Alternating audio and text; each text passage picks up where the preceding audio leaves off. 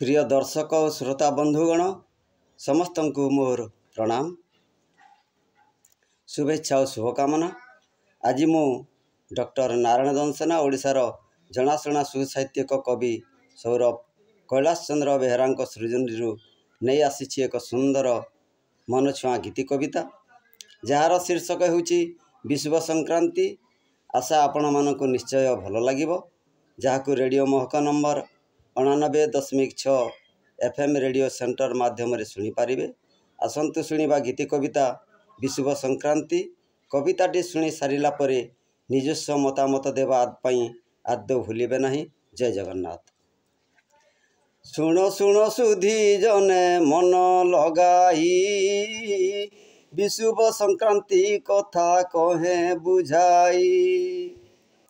शुण शुण सुधी जने मन लगाई विषुव संक्रांति कथा कहे बुझाई।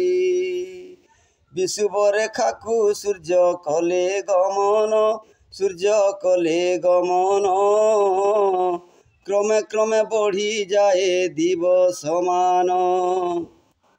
दिन को दिन तपत हुई धरा सही न पारती लोके प्रचंड खरा। ओडिया नववर्ष करे आगमन सौर वर्ष सरी हुए चंद्र गणन।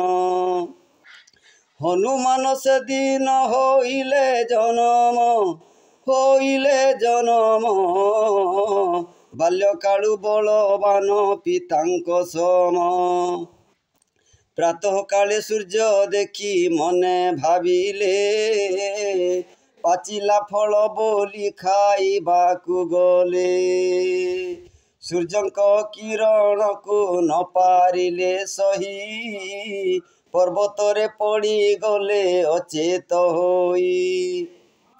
आघात पाई हनु देश भांगी गला से दिनरु नाम हनुमान होइला। स्थान स्थान थिबा साहित्य अनुष्ठान करंती कवि कवयित्री सम्मेलन। आजी आम शालबन साहित्य संसद आनुकूल्य रे उत्सवर आयोजित। आजी आम शालबन साहित्य संसद आनुकूल्य रे उत्सवर आयोजित। उपस्थित समस्त को करू स्वागत साहित्य साधना रही थाउ संतत।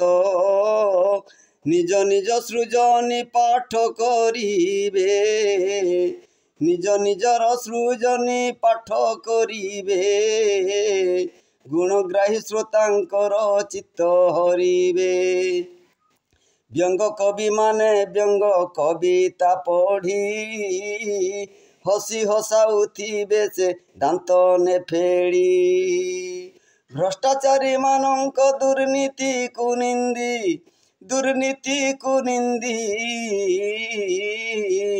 व्यंग शिकुड़ी रे तांकु देबेटी छंदी।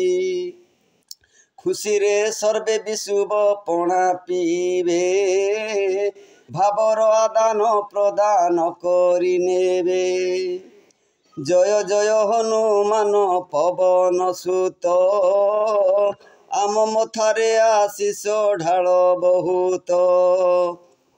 जय जय हनुमान पवन सुत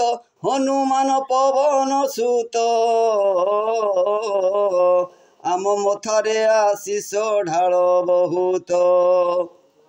जय पाटखंडा बाली गुड़ावासिनी ए पवित्र दिने आमे करू दईनी। आंभ मानक उपरे करुणा हेउ सुपथे सुकर्म करी जीवन जाओ।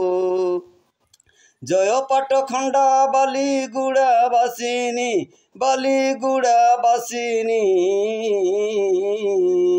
ए पवित्र दिने आमे करू दईनी। आंभ मानक उपरे करुणा हेउ সুপথে সুকর্ম করি জীবন যাও, সুপথে সুকর্ম করি জীবন যাও।